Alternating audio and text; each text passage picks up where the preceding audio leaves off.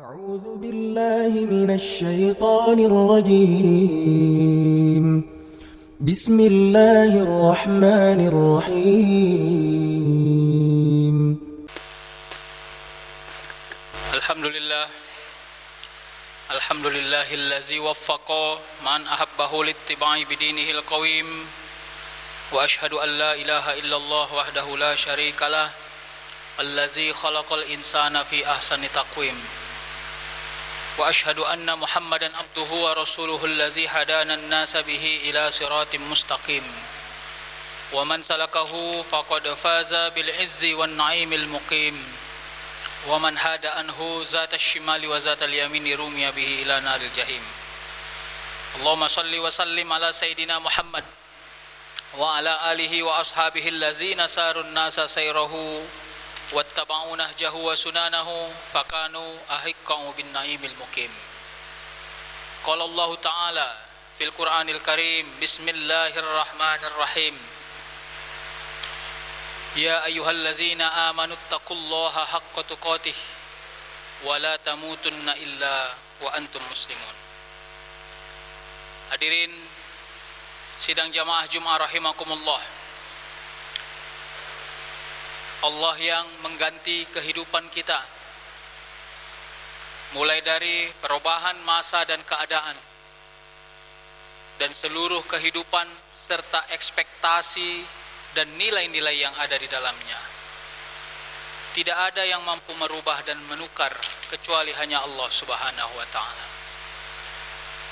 Sampai dimanapun ketika manusia merasa kesulitan, maka Allah mudah menukarnya menjadi sebuah kemudahan. Ketika manusia merasa bahwa sedang dalam bencana dan ancaman, maka mudah juga bagi Allah membuat kita merasa kembali kepada keadaan yang tenang. Oleh karena itu, kepada siapalah lagi kita berharap menghadapkan dan mengazamkan semua ketaatan kita selain dari hanya kepada Allah Subhanahu wa ta'ala. Maka oleh karena itu kita hajatkan semua ikhtiar hidup kita ini, baik pekerjaan kita, baik kehidupan kita, gerak dan diam kita, kita hadapkan hanya karena Allah Subhanahu wa ta'ala. Semoga kita adalah orang-orang yang husnul khotimah. Salawat dan salam kita hadiahkan kepada Rasulullah sallallahu alaihi wasallam. Mudah-mudahan kita tetap istiqomah menjadikan Rasulullah sebagai uswatun hasanah. Hadirin sidang jamaah Jumat rahimakumullah. Saling mengingatkan kita untuk senantiasa meningkatkan keimanan dan ketakwaan kita kepada Allah Subhanahu wa ta'ala. Sebab seberapa hebatnya pun kita di dunia ini, kalau orientasi dan tujuan hidup kita bukan untuk meningkatkan keimanan dan ketakwaan kepada Allah, sia-sialah kita di sisi Allah Subhanahu wa ta'ala. Hadirin sidang jamaah Jumat rahimakumullah. Ilmu Allah itu sifatnya eksklusif. Allah tidak akan memberikan cuma-cuma kepada orang-orang yang bahkan tidak berhajat kepada ilmu Allah itu. Semua pengetahuan kita di muka bumi ini sangat bergantung kepada keyakinan dan keazaman kita untuk mendapatkannya. Dengan sibuknya kita belajar, lalu kita kelihatan dan terasa pintar. Kepintaran bisa saja belum tentu membuat kita bermanfaat kepada kehidupan kita ini. Inilah kenapa kita harus menghubungkan seluruh keilmuan kita kepada Allah Subhanahu wa ta'ala. Ada kepintaran mendatangkan kesombongan. Kepintaran mendatangkan kecurangan. Kepintaran mendatangkan kezaliman. Karena indikasi utama dari kepintaran adalah eksklusifisme, yang eksklusifisme itu tidak boleh dipakai oleh manusia karena itu miliknya Allah Subhanahu wa ta'ala.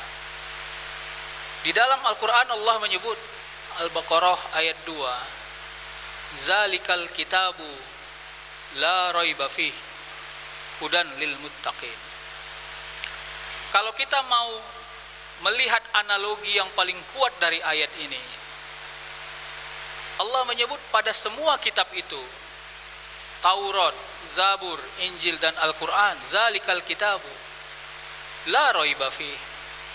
Kau tidak boleh ragu kepadanya. Keraguan itu bisa saja muncul dari kekhawatiran kita tidak mendapatkan sesuatu yang kita harapkan, atau keraguan itu kita hilang ekspektasi mendapatkannya. Keraguan itu kita tidak meyakini bahwa ada sesuatu yang kita dapatkan dari apa yang kita amalkan. Makanya Allah menyebut la raiba. Atau kita mau pakai energi negatif. Kenapa Allah menyebut la raibah dalam ayat itu? Karena Allah tahu nanti akan ada manusia-manusia yang ragu kepada Al-Quran. Makanya Allah mengatakan jangan kau ragu. Keraguan yang sifatnya tauhid, mengesahkan Allah.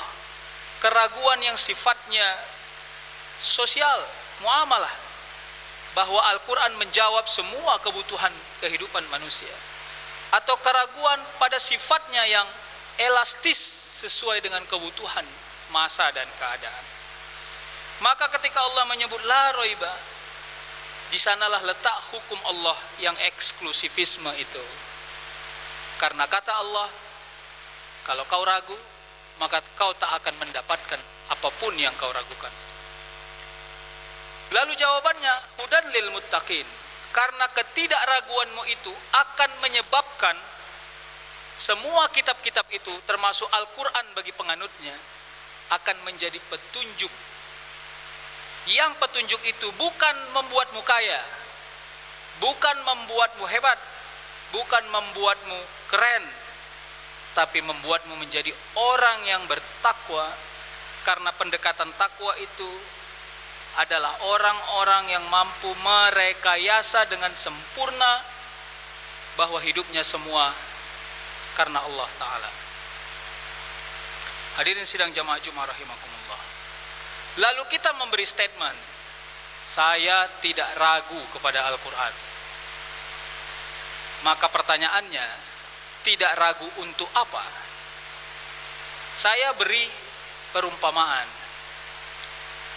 Kita tidak ragu bahwa ibu kita menyayangi kita, maka dia menyayangi kita. Tapi kita ragu ibu kita membantu semua tugas-tugas kantor kita, maka kita tidak pernah melibatkan ibu kita untuk membantu tugas-tugas kantor kita. Maka sifatnya sangat lex spesialis. Kalau engkau tidak ragu Al-Quran akan membawamu ke surga, maka Al-Quran akan membawamu ke surga. Tapi kau ragu Al-Quran itu membuatmu pintar, maka Al-Quran tak akan pernah membuatmu pintar. Karena Allah kasih kata kunci la raiba fi. Di mana kau ragu, disitulah kau tak dapat ilmu yang Allah rahasiakan. Makanya dalam ulumul Quran ada namanya asrarul ahkam, rahasia yang Allah sembunyikan dari setiap hukum dan hikmah yang Allah berikan dalam setiap ayat-ayat dan hukum-hukum Allah itu. Hadirin sidang jamaah Jumat rahimakumullah. Maka oleh karena itu energi kita sebenarnya adalah energi integrasi. Integrasi itu tidak boleh hanya jadi teori, seolah-olah kita meyakini bahwa seluruh aspek keilmuan itu ada diisyaratkan oleh Allah, baik melalui Al-Quran secara nas ataupun pada semua dalil-dalil alam ini. Tapi integrasi itu adalah rasa yang tinggi yang kita miliki, keyakinan yang tinggi yang kita azamkan bahwa seluruh aspek ilmu manusia sampai dengan bumi ini musnah sudah Allah isyarahkan dengan sempurna, baik di dalam nas maupun pada sesuatu yang sifatnya berkembang melalui alam fikir dan alam dunia ini. Oleh karenanya tidak ada dikotomi tidak ada lagi kita menyebut, wah ini kan ilmu dunia, ini kan ilmu manusia, ini ilmu Tuhan, ini ilmu tentang tauhid, mengesahkan Allah saja. Karena seluruhnya seharusnya, bahkan orang yang belajar ilmu saintifik pun harus mampu menemukan keesaan dan ketauhidan Tuhan Allah Subhanahu wa taala di dalamnya. Tentang kemampuan menemukannya, di sanalah Allah merahasiakannya. Karena Allah tidak mau kasih obral ilmu itu pada orang yang bahkan tidak meyakini sedikit pun tentang Al-Quran bisa menjawab semua permasalahan kehidupan manusia. Hadirin sidang jamaah Jumat rahimakumullah. Maka oleh karenanya, bagaimana indikator utamanya? Indikator utamanya adalah mari kita membiasakan melibatkan diri, menggunakan, menjadikan Al-Quran dan Sunnah menjadi teman belajar kita, menjadi teman riset kita, menjadi teman penelitian kita, menjadi teman pengabdian kita, sebagai ekspektasi tridharma yang memang harus kita wujudkan, bukan hanya di dunia kampus, bahkan di dunia pendidikan yang paling kecil sekalipun. Kepintaran akan dihakimi oleh penerimaan manusia, karena kadang-kadang orang pintar tidak diterima di tengah masyarakat karena dia tidak mampu memberi manfaat kepada masyarakat. Orang yang berterima di tengah masyarakat belum tentu mampu menjadikan kepintarannya sebagai jalan memudahkan urusan masyarakat. Maka kepintaran dan penerimaan masyarakat harus sesuatu yang simbiosis. Di sanalah letak kepekaan kita melihat bahwa ilmu itu sederajat dengan kemanfaatan kita di tengah-tengah masyarakat. Hadirin sidang jamaah Jumat rahimakumullah. Kita kembali kepada ayat tadi. Maka Allah sebutkan, zalikal kitabu la raiba fihi hudal lil muttaqin. Maka ekspektasinya adalah ilmu apapun yang kau ajarkan, kepada siapapun kau mengajarnya, dia harus semakin tinggi taatnya kepada Allah Subhanahu wa taala. Bukan tentang hanya ilmu agama, tapi bahkan ilmu-ilmu sosial dan saintifik sekalipun, ketika kau mengajarkannya, jangan kau anggap itu hanya urusan dunia, karena dunia ini miliknya Allah Subhanahu wa taala. Kalau kita tidak mampu menghubungkan dunia ini dengan yang memilikinya, mau jadi apa kita di muka bumi ini? Pertanyaan ini penting kita munajatkan dalam setiap ikhtiar kita ketika kita mengajar, mengabdi, memberi ilmu pengetahuan, karena hanya Allah lah yang mampu menyempurnakan ilmu yang kita ajarkan menjadi amalan terbaik bagi orang-orang yang menerima ajaran itu. Pada khutbah penutup khutbah ini, maka oleh karena itu kita ini sedang berjihad di jalan Allah Subhanahu wa taala.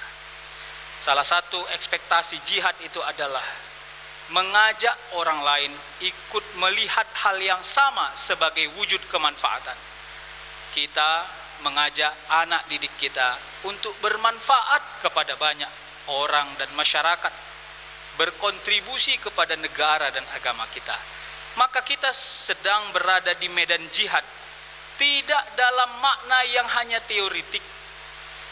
Maka oleh karena itu, setiap lisan yang kita ucapkan, buah bibir ajaran kita kepada seluruh peserta didik kita adalah amalan-amalan yang sedang kita ikhtiarkan. Mudah-mudahan yang kita sebutkan dan kita ajarkan itu menjadi amal jariah bagi kita para pendidik dan para guru-guru. Mudah-mudahan ini menjadi hazanah untuk menguatkan terus peradaban dan rekayasa peradaban Islam yang sampai hari ini terus mengalami perputaran yang sangat tinggi. Kalau kita tidak mampu mengadaptasikan itu dengan keyakinan tauhid yang kuat, khawatirnya kita akan meninggalkan generasi-generasi yang mungkin alpa mengimani Allah Subhanahu wa taala. Mudah-mudahan khutbah ini bermanfaat. Barakallahu li wa lakum fil Qur'anil Karim wa nafa'ani wa iyyakum bima fihi minal ayati wa zikril hakim wa taqabbala minni wa minkum tilawatahu innahu huwal ghafurur rahim.